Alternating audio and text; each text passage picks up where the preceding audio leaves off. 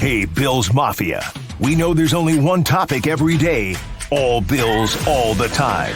And now Matt Bovee and Sal Capaccio are going really deep, talking Bills all year long, because it's always game day in Buffalo.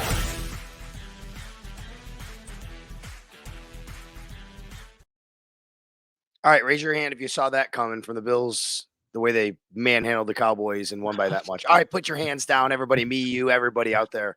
Nobody saw that coming. Incredible, dominant performance by the Buffalo Bills. 38-10 over the Dallas Cowboys. Should have been 38-3. The Bills, I'm sorry, 31-10. Should have been 31-3. The Bills pulled their starters late, but we're here to talk about it. Sal Capaccio, Matt Bovee, it's always game day in Buffalo. Just a resounding, physical, dominant win, Matt. And again, I'll say 31-10, the final score. I don't want to go too big picture here, but I'll say this. But you will. I will. The team we watched on Sunday afternoon is good enough to win a Super Bowl. Now, when I say that, there's also a chance they miss the playoffs because they dug themselves into a little bit of a hole. They now are once again in a spot where they kind of control their destiny because of this win. If they win out, they will be in the playoffs. If they win 2 of 3, it's probably a 50-50 shot, and you're going to need some help from around the AFC. But a huge, massive win. They have now proven in back-to-back weeks that they can beat the big dogs in the league. And I know the Chiefs aren't clicking at the same rate that they have been in years past, but the Cowboys are. They just destroyed the Eagles. It was a super emotional win for them, and the Bills had them come to town, and the Bills punched them in the mouth. They dominated this game on both sides of the ball. I know the Cowboys are not as good on the road or even close to as good as they are at home, but they were 10-3 and had maybe the highest scoring offense in the NFL. They did. They had the number one scoring offense in the NFL coming into the game. This is the best game for the Bills defense all year, and the Dolphins game week 4 and this are the 2 times where it's like, wow, this defense is for real. And to think they did it without Micah Hyde, and then obviously Matt Milano, Trey White, Daquan Jones, like they are really getting the most out of some of the guys. AJ Epinesa didn't play in this game either. No AJ Epinesa. They look good on both sides of the ball. All right, so you open it up and want to start with the defense then, since you started on the defensive side. We can start there because either way it would be great. It was a dominant defensive performance. Really great game plan by the coaches. They knew exactly what to take away from the Dallas Cowboys. And on that side of the ball, the Bills all year, Matt, have been very good at taking away opposing teams' number one wideouts. You look, and Devontae Adams didn't do anything against them. A.J. Brown didn't do anything against them. Travis Kelce didn't do anything against them. Yeah, you get a few yards, maybe get a touchdown, but overall the volume just well below. Tyreek Hill really doesn't usually do much against the Bills defense, the way that they defend them. And in this one, CeeDee Lamb did nothing. 7 catches, 53 yards. You're like, okay, 7 catches. Listen, 3 for 15 were on the final drive when the Bills put in their backups, and it was garbage time. So really, 4 catches for 38 yards for CeeDee Lamb. And the Bills just shut down everything the Dallas Cowboys wanted to do. Dak Prescott came into the game as either the 1 or 2 favorite for the NFL MVP, and the Bills completely smothered him and won up front. That was a really big deal. I mean, is there a chance Josh climbs his way back into the MVP race? He probably doesn't, but he's got to be in the conversation, right? Yeah. But if he would have had a 300-yard game and they do this today, he might be the leader, or him next to Brock Purdy. But he didn't even throw for 100 yards. So yeah, I think he might. Maybe he passes Dak, maybe not, because their record's holding them back from being the ultimate guy. But sure, probably. Maybe. But the bottom line is sticking on the defense here. A great game plan, a great game, great execution. Somebody who doesn't get enough credit, and I want to give him credit, Bobby Babich. Okay. What he's done with these linebackers since losing Matt Milano to Terrell Bernard's had a great year anyway. And now you throw in Tyrell Dodson is playing way better now than he was early in the season. Dorian Williams makes a play or two when he sees the field. They've made a little bit of a change there. They put Balen Spector on the field on certain situations in this game. Matt, I mean, give the coaching staff credit, give Bobby Babich credit, but of course give the players credit. Dominant defensive performance. Greg Rousseau, the defensive line, they really manhandled the Cowboys offensive line. Greg Rousseau, Leonard Floyd, Ed Oliver, when Ed Oliver got his new contract, there were a lot of people who thought the Bills gave him too much money. Now it's a bargain because he is a game wrecker. Leonard Floyd, somehow that guy was available in June, and the Bills were able to go get him past his 10 sacks, new career high for him at 10.5 sacks. That also kicked in $1 million bonus. So probably the only person having a better night than James Cook is Leonard Floyd because he just got a lot richer. So, I mean, you just look at the production that they're getting. Greg Rousseau is contributing both in the pass rush, but he's also an elite run defender for somebody at his position. Like, they just have a lot of guys on that side of the ball. I mean, Von Miller still really has not. He had one play where he probably would have got to the quarterback for a sack, but Jordan Phillips got there a split second sooner. So he doesn't show up on the stat sheet, but he still like really has not started to contribute. So it just makes you wonder. It's very clear that he is not even half of the player he once was before this injury, but it makes you wonder if eventually he does make that splash play. And what if they start getting those in addition to the people that they have? So yeah, I just think defensively, I mean, Russell Douglas, Christian Benford had an interception today. The corners did a really nice job. They didn't have Micah Hyde, and they still didn't really get beat over the top. I mean, Dak tried him on their first offensive drive, and he outthrew, I believe, Brandon Cooks. And then after that, they really didn't take any shots down the field. So just defensively, this one was a Sean McDermott like signature win in how good the defense looked. Yeah, I believe the Cowboys, the last 4 weeks, they've had like a bunch of plays over 20 yards. They had no plays over 20 yards in this game. None. Their longest play was a 20-yarder, but it was actually only 5 yards. It was 20 because officially they get 15 on the unnecessary roughness on Tyrell Dodson.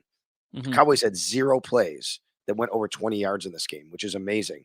The other guy I want to bring up here, we talked about all these starters and all these guys who played so well, and you're right, Taron Johnson was incredible.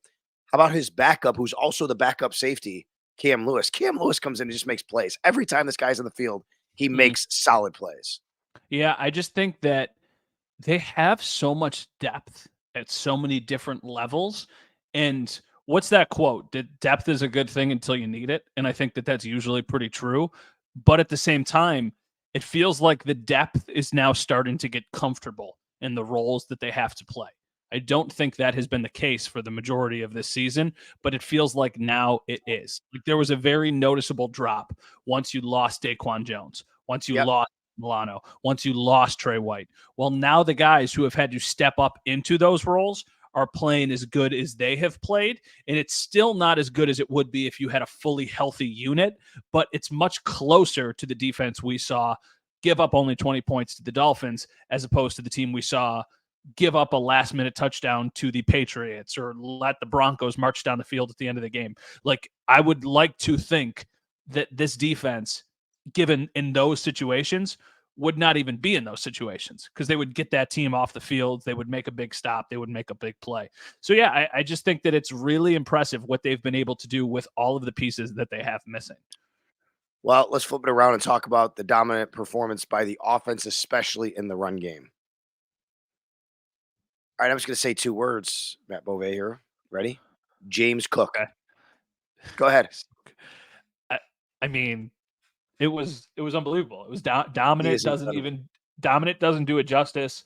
I loved the way that Ed Oliver put it. I asked Ed and Greg Rousseau after the game, just because, you know, they've got a front row seat on the sideline. What did you see from your vantage point? And Ed Oliver, I loved what he said. He was like, it felt like every play was the same thing. James Cook, 10-yard gain. James Cook, 10-yard gain.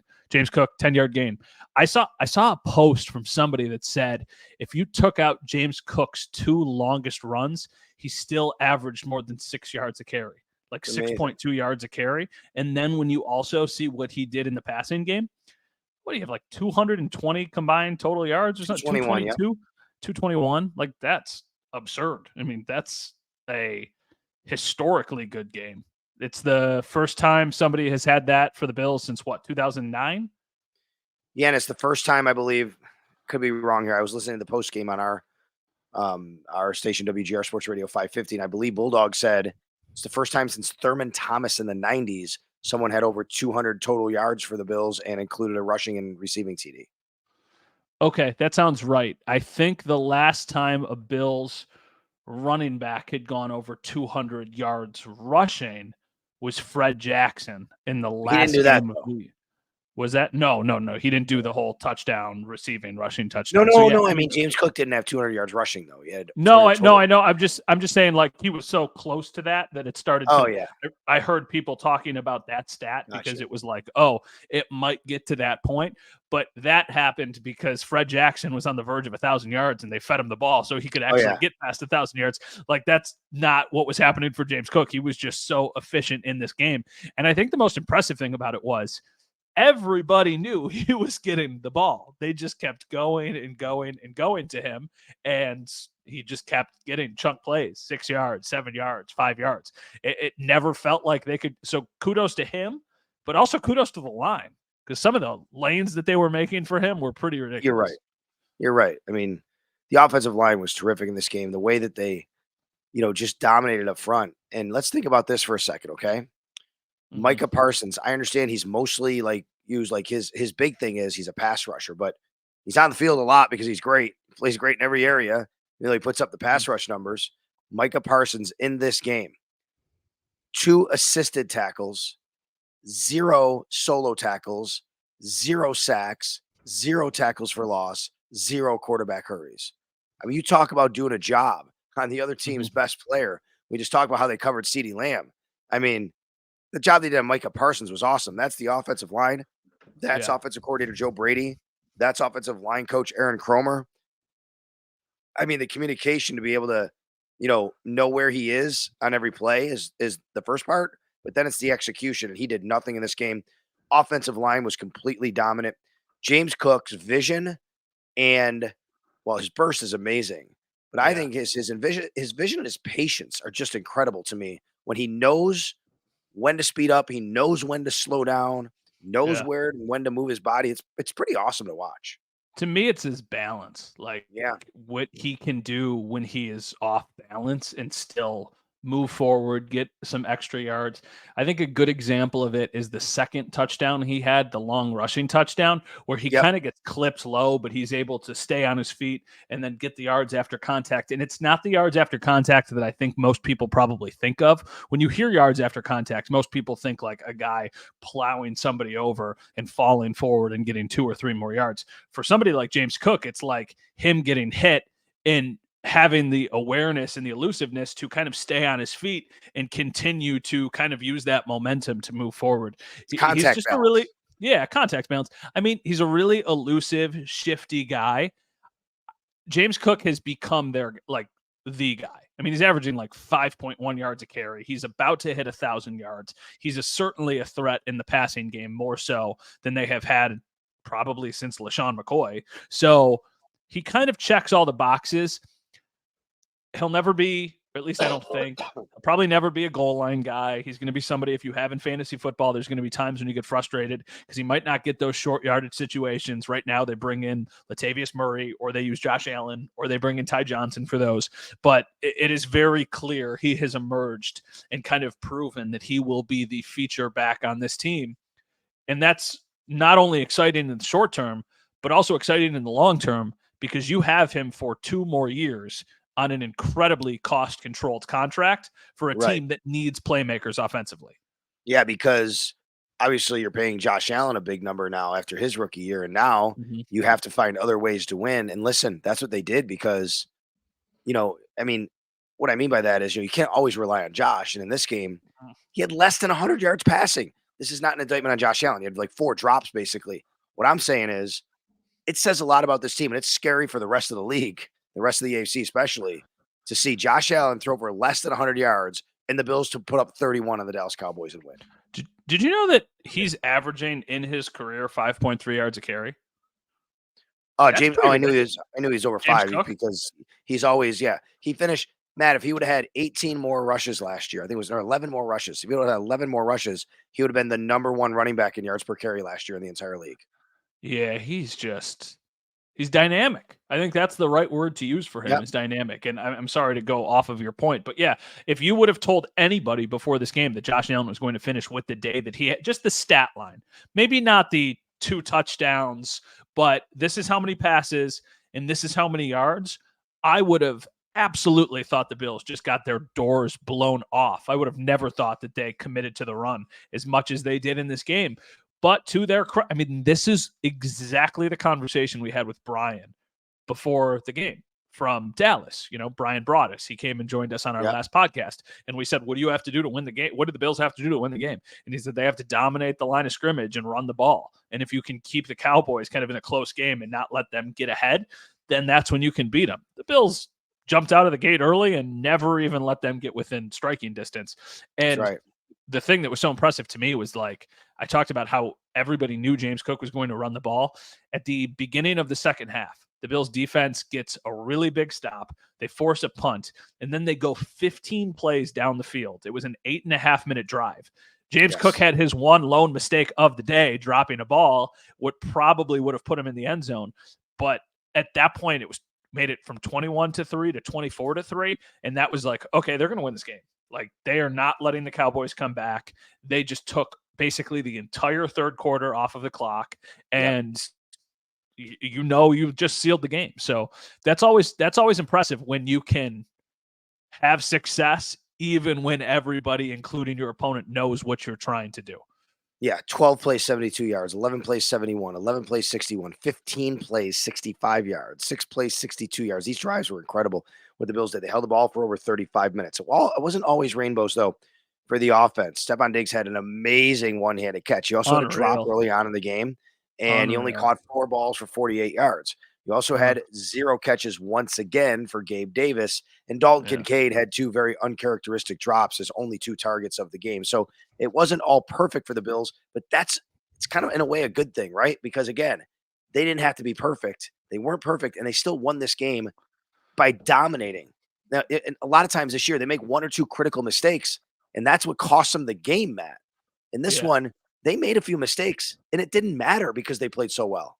No, it's one of those, like, pick your poison, right? If you're a defense going up against the Bills, everybody always says you try and take away what the other team is best at, right? So if you're the Bills and you are getting ready to play them, or if you're an opponent and you're getting ready to play the Bills, most people are going to say their best player is Josh Allen and their second best player is Stephon Diggs. We are going to make sure that those guys do not beat us. Now the Bills are proving that if you do that, they will have success running the ball, and then periodically take chances down the field and try and take shots and just, kind of keep you honest. Or if you're, let's say, the Chargers, for example, and you're like, man, James Cook just had 221 all-purpose yards. We need to make sure that we do not let that guy take over a game. Guess what? That's going to lead to favorable matchups for guys like Gabe Davis and Dalton Kincaid. Stephon Diggs is always going to garner the attention. But in a game like today, I don't even really make much of all of the other guys, because this was very clearly, I don't even know if it was the game plan, but it's what they shifted to. And that's why I'm like, no, it's not a big, I don't think there's anything wrong with, Gabe Davis had 1 target, didn't have a catch. Dalton Kincaid, 2 targets, no catch. Khalil Shakir, 1 target. Josh threw the ball 15 times. He had 7 completions. It's not a surprise that there's guys who are not on the stat sheet. He only completed 7 passes, and 4 of them were to Diggs. 2 of them, 3 players caught passes in this game for the Bills. Think about that. 3 different players. That's it. Josh Allen's stat line was not very good from a stat line perspective. 7 of 15, 94 yards. He had a quarterback rating of 89.3, but he didn't turn the ball over. The Bills didn't turn the ball over. That was a big deal, Matt. They didn't turn the ball over in this game. The Bills got to Dak Prescott on a turnover. They should have had a couple. A couple were dropped, but Christian Benford did. Dak Prescott only 21 of 34 for just 134 yards. A lot of that in the very ending of garbage time. A rating of 57.7. But not turning the ball over was a big deal for the Bills, and they did win the turnover battle with their own interception. Yeah, but I will say this, like, you look at the stat line, and this is so, like, it doesn't matter because they won the game so much. 7 of 15, he probably should have been 10 of 15. They had 3 drops. Kincaid had 2 drops, and Diggs had a drop. So if it's 10 of 15, that's 66% completion percentage. I don't think anybody's like, oh my, not that anybody's going to. Tomorrow morning, you're going to turn on the talk shows. You're going to turn on the national, whatever. Actually, by the time you're listening to this is probably already all happened.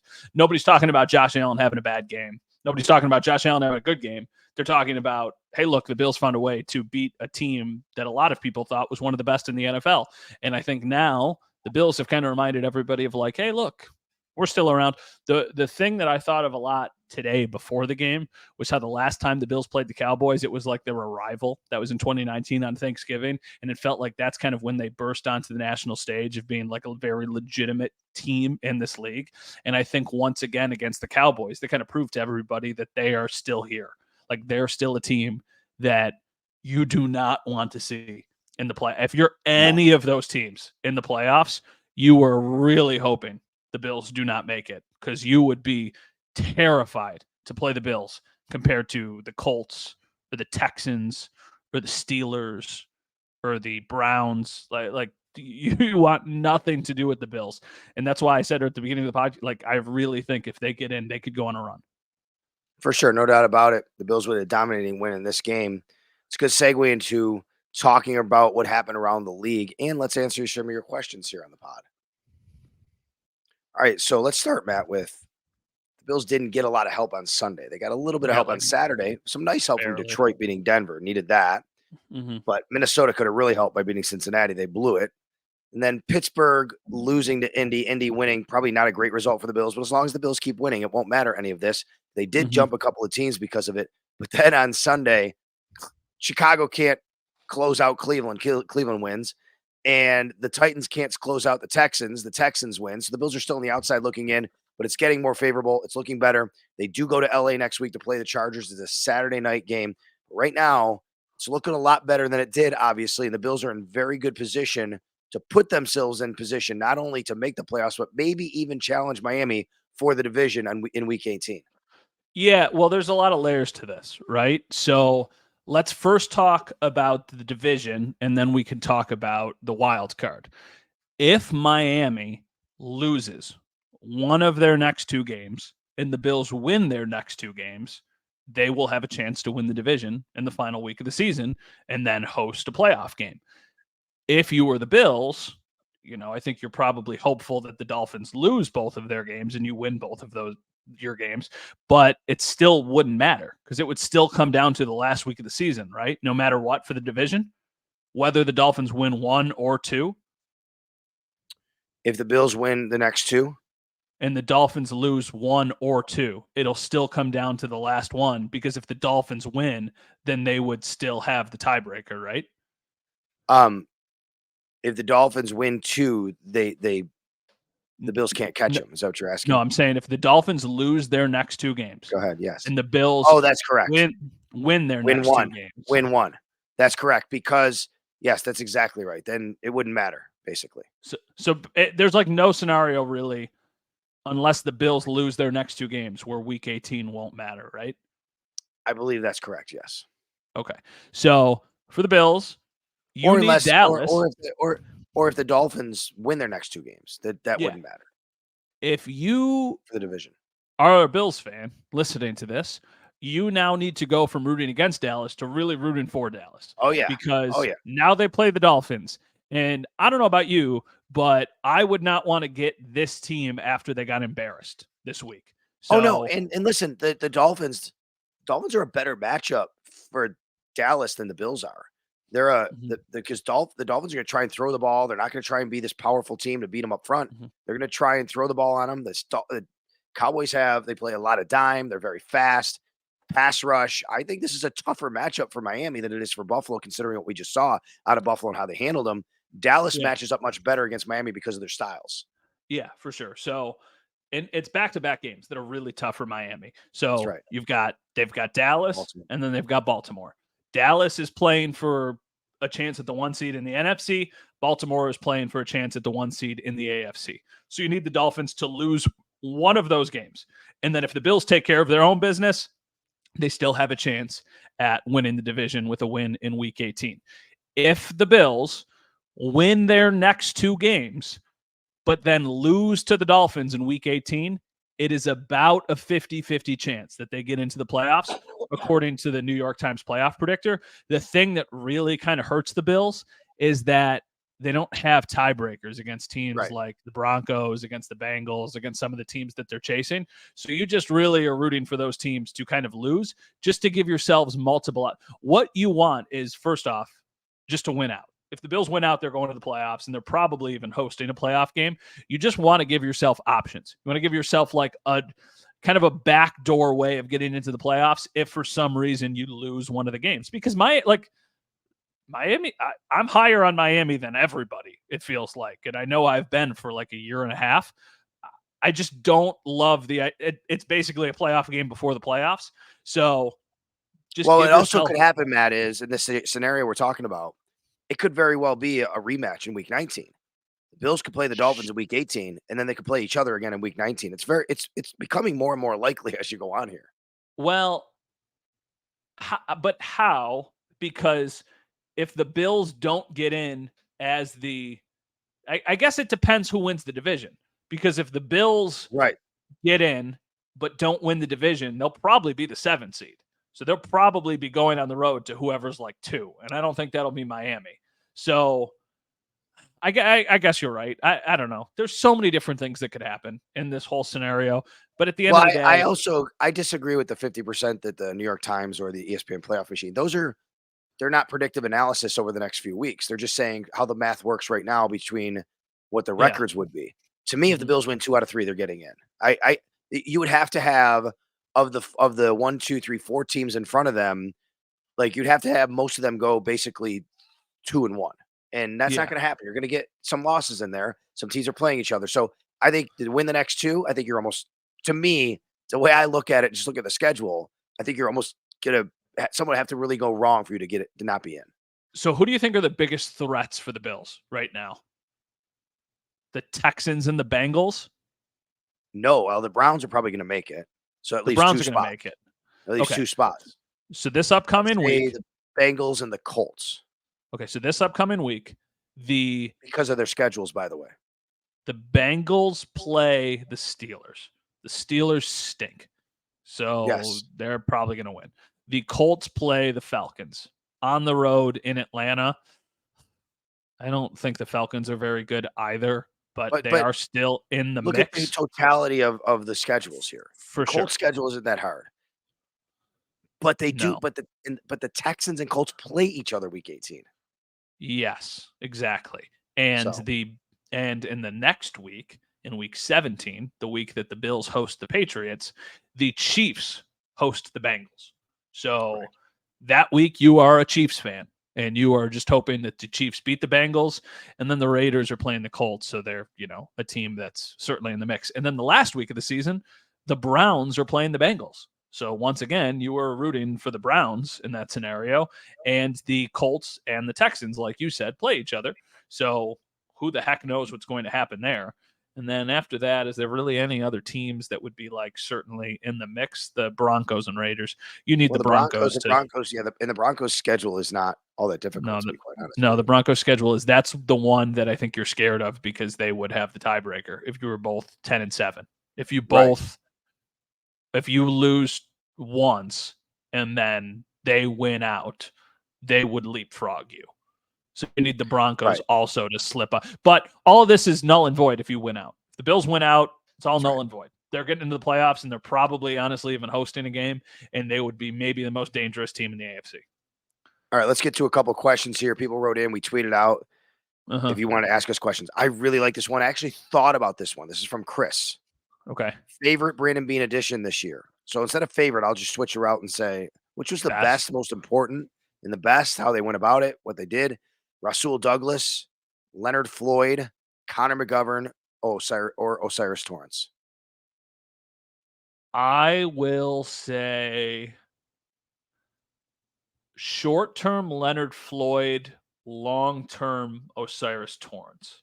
Just because I think the impact of having a solid guard for the next 4 years will be really, really valuable for this team. I mean, you can say the same thing about Connor. They're all very solid. They're all very solid. I'm surprised though. Like, I'm not surprised, I guess, but I like what you're saying. You're not wrong, but I mean, heck, Rasul Douglas could be both long-term and short-term. Yeah. He's on a contract for a couple of years, right? This year and next year, I think it is. Rasul Douglas is under contract for this year and next year. Yeah. But I would say to answer this question, I thought about it in this way. What was more impactful and bigger and smarter or whatever? Rasul Douglas or Leonard Floyd? I think it's a tough one, but probably Leonard Floyd because you didn't get the season you thought you would from Von Miller coming back. Probably, but And you he's also been a got beast. Rasul Douglas and kind of figured it out right after you got him. You did, So it makes and you didn't. You had to get him from with the injury to Trey. He's also only been here a certain amount of weeks, where Floyd's been doing it since week 1. I mean, I don't know. It's a tough call, but I like that question because it just goes to show you those are some really good additions Brandon Beane had for this roster. Yeah, for sure. I mean, there's a couple questions that we already kind of answered, like where is Gabe Davis? Not a single catch in 4 games. Like, I don't know. I think that a lot of this one was the game script. I think that Gabe just had a really big game against the Eagles and then kind of nothing for the last couple weeks. So I'm not going to really be like the Gabe Davis is hurting them. I don't really know what else they were supposed to do offensively today. I mean, they scored 31 points and they just hammered it on the ground. So I'm not overly concerned about Gabe Davis production. This is a good question. I don't know the answer to this, though, so I'm hoping you do.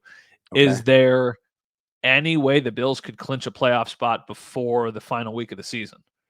I don't think there is. I don't think so either. No, I don't think so because of the tiebreakers being so far behind. Yeah, if they won out and every team they needed to lost, I still think there would be enough teams in the picture because they're playing each other. So chances are somebody is going to win. So yeah, I don't think there's a way that they clinch before week 18. Let's see. Bobby, why did the team sign Poona Ford to just keep him inactive every week? I think Tim Settle just kind of won the job, right? Yeah, look, I mean, this goes back to the same thing we hear about Leonard Floyd. Why'd you sign him? Well, because he's a good player, and you're should you just not sign guys thinking, well, he might not be as good as somebody? I don't know. Yeah, it's a loaded question. Like you sign guys thinking they might help, and sometimes they don't. Yeah. You sign guys for depth, and then sometimes you don't need them. I get the same question about Leonard Floyd every week. Well, why'd they sign him? To help the running back room. If Leonard Floyd doesn't like Leonard Fournette. If Leonard Fournette doesn't like his situation, he can go sign with somebody else. He's a free agent. He's still in the practice squad. It's good. It's okay. You don't have to play him just because you signed him. So why did they sign Poona Ford? Simple question is I'm sure they thought he'd fit in better than he has, and other people have been better. So you don't just cut him. He's on the roster. Mm-hmm. Yeah, I agree with everything you just said. Kevin asked this, in your opinions, do we have any slivers of insecurities or doubt about which Buffalo Bills teams will show up for the next 2 games? I find it's hard not to. What do you think about playing a team in LA that just fired their coach? Because sometimes you get a bump from that. Yeah, I think you do get a bump for that. I think the bump is less significant because they have a backup quarterback playing. Yep. But at the same time, like I'm not willing to chalk this team up as an easy win for either of their next 2 games at all, because they have proven this year that they're not, as consistent as they need to be. Now, this team looks a lot better than the team earlier in the season. So I would like to think that they are less prone to slipping up.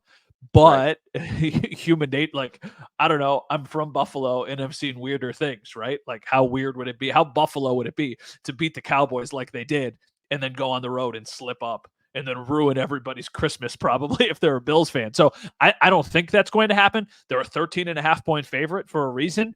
But at the same time, that's as big of a favorite as they were when they lost to the Patriots earlier in the season. So that's right. I mean, you never know. I mean, again, this year, Antonio Pierce, last year, Jeff Saturday. Sometimes this happens. You get a new head coach, you play for him. You're on notice now. You're like, I need to play better. Don't want it to be me next. Those things all come into play. But again, you made the right point. They're playing Easton Stick. You can't lose the Easton Stick. Then they're playing Bailey Zappi, I think, right after that. Who knows who the quarterback is these days? Maybe it's Tony Eason or, Steve Grogan again for New England, for all I know. But you can't lose those games to those quarterbacks. But New England's defense is still good. You could have some sort of trip up in that scenario. I like Lego Redacted on Twitter, who asks any updates on injuries coming out of the game. That's a good question, because although we don't have the official injury diagnosis, Jordan Phillips didn't return. They were looking at his rib. In a rib injury, he didn't return. Good news that Sam Martin did return. He got hit on that roughing the punter. He did wind up returning to that game, to the game. And then I think there was one other person that came out and wound up returning Spencer as well. Brown. Spencer Brown. No, it was he Ty got an Johnson. X-ray after the game. That's right. Ty left Johnson as well. Ty Johnson left and he came back as well. So let's Yeah. hope that's all it was at the end, Jordan Phillips, the only one who didn't come back. And then we'll see where it goes with Micah Hyde and AJ Epinesa next week. And I think the long-term one is there is still a chance we see Daquan Jones again. Yes. I don't know what that looks like. I don't know if that's something that could happen in the regular season or if that's something that would specifically happen if they make the playoffs. But that would be a massive, massive return for the Bills if they could get him back. It would be. Now, Matt Milano's not expected to return, but it was great seeing him on the sidelines. He was at the game today on Sunday. Yeah. He was on the sidelines. The first time that we've seen him on the sidelines. Didn't have any sort of crutches or aid to walk. He was walking. He's rehabbing now. He's not expected to come back. Still a lengthy rehab, but it was great to see him walking on the sidelines. This is a question from a couple different people. When do they take the interim tag off of Joe Brady? I don't know, at the end of the season, probably, right? At this rate. Let's wait. He's still fighting for a job. Keep him in this hungry mode, right? Yeah, that's what I mean. At this rate, he's probably going to be the offensive coordinator next year, and he has given you reason to feel confident about his position moving forward. I bet he probably gets some looks from around the league. I think because of who his quarterback is and because of the success that they've had together in this very small sample size, he would probably choose to stay in Buffalo, but they also might have their hand forced a little bit if there's a team out there that's like, we want to give this guy an interview. And then he has to decide, would he rather stay in Buffalo or go take a job elsewhere? That's right. I mean, work with Josh Allen obviously would mean a lot, but he's earned his right to be able to have those awesome things happen to him if that's the case. And we'll see. But that's a few months down the road, and we'll check in on when it happens. But in the meantime, Joe Brady, I think, is doing an excellent job as the offensive coordinator of the Buffalo Bills, obviously. What else can we get here? Oh, you talked about the interim tag. Yes. I mean, this one is from Joe. Is Diggs the greatest wide receiver in Bills history? Andre Reed is the greatest wide receiver in Bills history. I'll say this, though. Stephon Diggs is probably the most talented wide receiver in Bills history.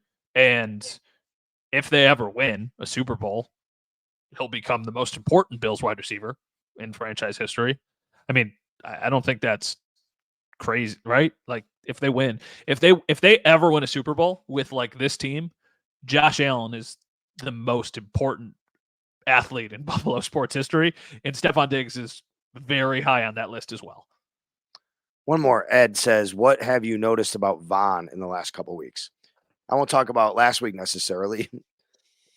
That was last week, but this game, I thought he made a little bit more of a difference, man. I do think that Vaughn was in on some plays where he was getting some pressure. I don't know if he was credited with any officially, but it felt like to me he was close and he was a part of making things happen. Yeah, for sure. It feels like once they took that brace off, he was able to kind of crank it up a little bit to like the next level. Now, the next level still does not look like what we are accustomed to seeing from last season, but I do think that his game at least is trending in kind of a positive direction where he might soon start to make a play or two. No one asked me this. I'm just going to answer it anyway. I'm going to ask myself, Sal, did you wear your Syracuse shirt on the show today because Kyle McCord transferred from Ohio State and signed with Syracuse and committed? Yes, that is the reason why. Because I can finally start feeling proud, maybe, hopefully, about my Syracuse Orange football team again. They're getting some great recruits. And then it was a great day for me, Matt. They beat Oregon in basketball by 20 points on Sunday as the Bills were playing, or right before the Bills. That's awesome. I'm happy for you because I do not know, admittedly, anything about who's playing quarterback for Buff State next year. I wish them all the best. Let me ask you this, though. And once again, this is an ignorant, not somebody who follows college football a lot. Okay. Didn't he stink at Ohio State? Kind of, sort of. But not in the manner of he stunk. He was just not to the level of what lately what most Ohio State quarterbacks have been. But now he didn't stink as a college football player. Once again, take this coming from somebody who doesn't know much. There's no Marvin Harrison Jr. at Syracuse. That's right, because Marvin Harrison Sr. played at Syracuse, but his son does not. The competition won't be as high as it is at Ohio State, but like you also don't have two first-round wide receivers that you're throwing to. So if he wasn't good at Ohio State. No, again, What he was a makes good me player. He was on a team that was undefeated until the final week of the year, and he was the quarterback. Yeah, but like, wouldn't they still be playing or like be in the playoff if he was better? I to your point, to say like, okay, people listening go, Matt's right. I would say a lot of Ohio State fans would say we're totally glad he's off our team. But he still was the starter. If he was that bad, they would have pulled him and put someone else in. They were a team competing for the national title. At Yeah. Syracuse, he will have a chance to be better because he won't play as stiff a competition. The ACC overall, and is going to be, well, the ACC wasn't that bad this year. I guess the way I'm saying is for Syracuse, he's a step up. For Ohio State, they needed to upgrade anyway. It's cool as like a completely outside, unbiased observer to see like a school here get a big time, because I realize, like, I'm Right. not dumb. I realize he is a Yeah. big well, I am dumb, but I realize he's a big recruit. I realize he is a big get for Fran Brown, and like that's a really good thing for Syracuse football and for football fans here, because I know that we've got a lot of CrossFit. Like, I know there's a lot of people who listen to this podcast just down the 90 in Syracuse, and like, I want to see your team do well. The way I was seeing people talk about this from John Scott from Spectrum. I know he's an is Ohio a State big- fan, but he's a again, big he's used to these guys he's used to Justin Fields and CJ Stroud, and he can't compare this kid to them. I know, but like, we went a couple times on the road. A lot of us hang out with each other on the road, and he would always like to try and watch the Ohio State games, and I would just like very casually watch them from a distance. And I would be sitting, like, the Notre Dame game's a good example. Yeah. And I'm like, what are these guys doing? Like, what is what is happening in these games? Like, what is the level of it? It also is very clear that when you watch, this is a little bit of a weird transition, but because the Bills have played so many 425 games the last couple weeks, I have gotten a chance to watch most of the 1:00 slate from the week of the Eagles game, the bye week for the Bills, last week before the Chiefs game, and this week before the game against the Cowboys. Josh Allen is so good. There's so much bad quarterback play in the NFL, so much bad quarterback play. And the things that he is able to do, I know he's probably not going to win the MVP, but my goodness gracious, the list of people you would start a team with if you were a GM is what? Patrick Mahomes 1, Josh. I mean, the conversation, there's probably 5 guys in the conversation. It's probably Mahomes, Burrow, Allen, Hurts, Lamar, right? Yeah, probably the 5 guys. Maybe something like that. It's still just mind-boggling to me, like, that the Bills have that guy. And they were able to win with him throwing less than 100 yards. Real quick to wrap this up. Hey, give me my moment on Syracuse, all right? You're not wrong necessarily. I'm happy for you. I said I'm happy for you. Number 2, as long as we're doing this, Cortland football, Division III national champions, man. I know you know that from working at Channel 7 and you guys covering and talking about that a little bit. That is so cool. Here. Yeah, Ken West, from here, Ken Moore West, which is really cool. So congratulations to them. I just gotta. What do you do when you get a text message from somebody and you don't have their number saved? Do you ask them? I feel like it's rude to say, like, who is this? I feel like it is too. So I do that sometimes. I Google search the number first. Is it more rude? And then if it comes up, I'm like, oh, that's who it is. You don't have any past text messages from this person? No. Oh. I got it. I have 2 phones. I have a work phone and a personal phone. A burner, yeah. I got a burner phone, yeah.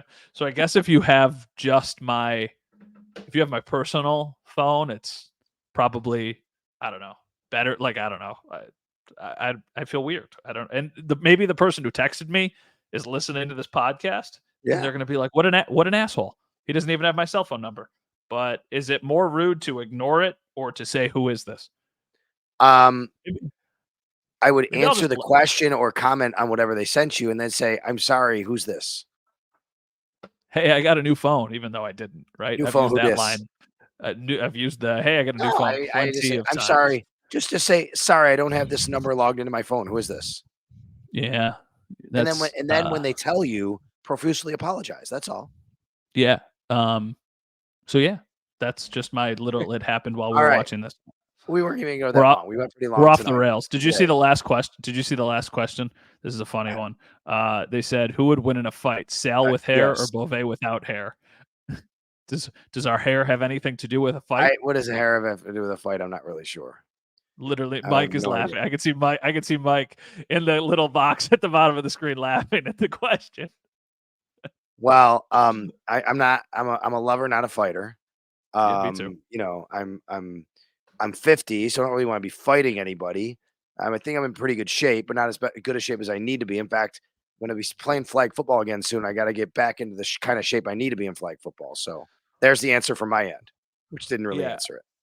It's not an answer. I wouldn't fight you. There's no situation where I would fight you. There's also no situation where we would just love each other too much. That's all. Not fight each other. We would just do the Italian thing back and forth to each other. Exactly we would just raise our hands and go, God, make noises. Bills fans should love what they saw of their team today, 31-10 over the Dallas Cowboys. Back in it, baby. They are right there in the playoff race in the AFC. For Mike Robier, our producer, I'm Sal Capaccio. For Matt Beauvais, we'll talk to you next time, and it's always game day in Buffalo. We're going to go fight now.